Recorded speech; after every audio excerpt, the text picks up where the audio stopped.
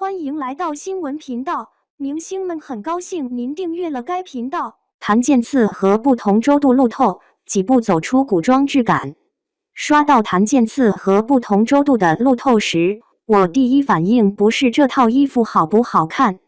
也不是妝造有沒有撐住，而是覺得這個人一抬腳，畫面裡那股古裝戲該有的味道忽然回來了。有些東西很奇怪，平時沒人特意提，可一旦出現對的，你立刻就知道以前看的哪裡不對。檀健次這幾步路就是這樣，鏡頭不長，場面也不算複雜，他只是從一處走到另一處，可腳下有分寸，身上有重量，整個人不是浮在衣服外面，而是穩穩落在角色裡。衣擺跟着步子動，肩背沒有亂晃，脖梗也不僵，連停頓都帶着一點收着的勁兒。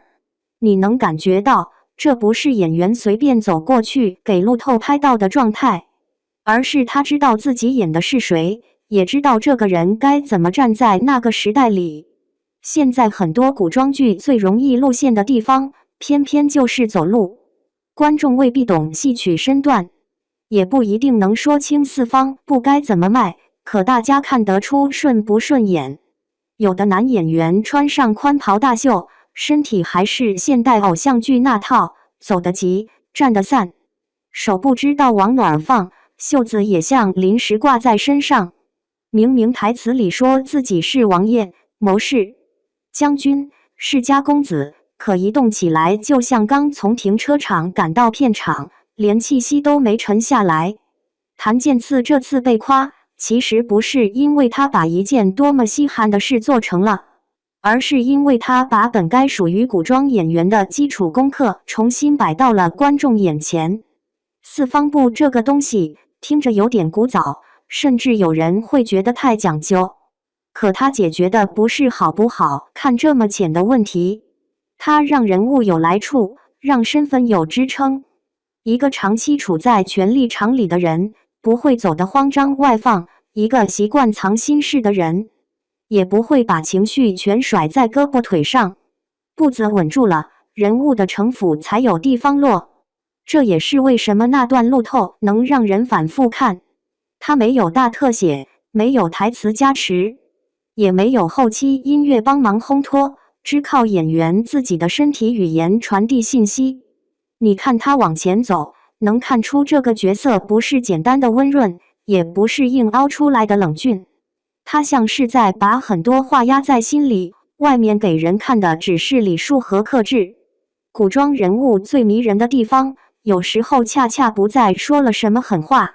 而在他明明什麼都沒說，你卻覺得他心裡已經轉過好幾層。觀眾並不是突然變得苛刻了，而是被糊弄太久之後，終於開始珍惜認真這件事。以前大家誇一個演員古裝好，可能更多看臉、看身形、看服化道。現在不一樣了，臉再精修，衣服再華麗，只要一開口一動身，空的就是空的。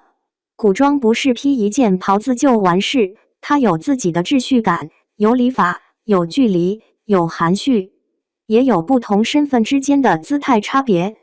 演員如果不去琢磨這些，角色就只能停留在照片裡，一進入劇情就散。